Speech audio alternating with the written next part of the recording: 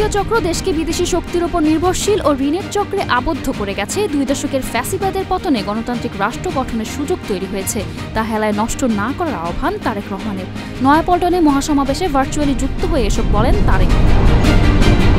বাংলাদেশকে $2 বিলিয়ন বেশি নতুন সহায়তার প্রতিশ্রুতি বিশ্বব্যাংকের। অন্তর্বর্তী সরকারের সংস্কারকে এগিয়ে নিতে এ ঋণ প্রদানের প্রতিশ্রুতি বিশ্বব্যাংকের কান্ট্রি ডিরেক্টর সেকের। আজ যমুনার প্রধান উপদেষ্টা মোহাম্মদ ইউনূসের সঙ্গে বৈঠকে এসব কথা বলেন সেকে।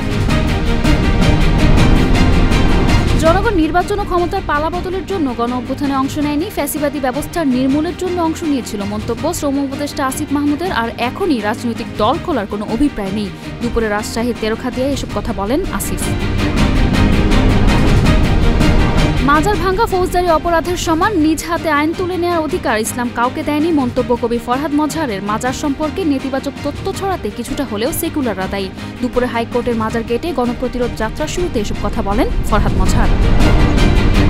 কক্সবাজারের টেকনাফে অভিযান চালিয়ে 10.5 কেজি স্বর্ণালংকার, স্বর্ণের বার ও নগদ টাকা সহ মিয়ানমারের 2 রোহিঙ্গা নাগরিককে আটক করেছে বিজিবি। এর আনুমানিক বাজার মূল্য 11.52 কোটি টাকা। টেকনাফের অলিয়াবাদ থেকে এসব উদ্ধার করা হয়। বাংলাদেশের রাজনৈতিক অস্থিরতা তাদের নিজেদের অভ্যন্তরীণ বিষয়, তবে বাংলাদেশের সঙ্গে সম্পর্ক এগিয়ে নিতে আগ্রহী ভারত, জানিয়েছেন দেশটির পররাষ্ট্রমন্ত্রী এস জয়শঙ্কর। কেননা প্রতিবেশী দেশগুলো একে অপরের উপর নির্ভরশীল। আজ ভারতীয় সংবাদ মাধ্যম এনডিটিভিকে এসব কথা বলেন জয়শঙ্কর।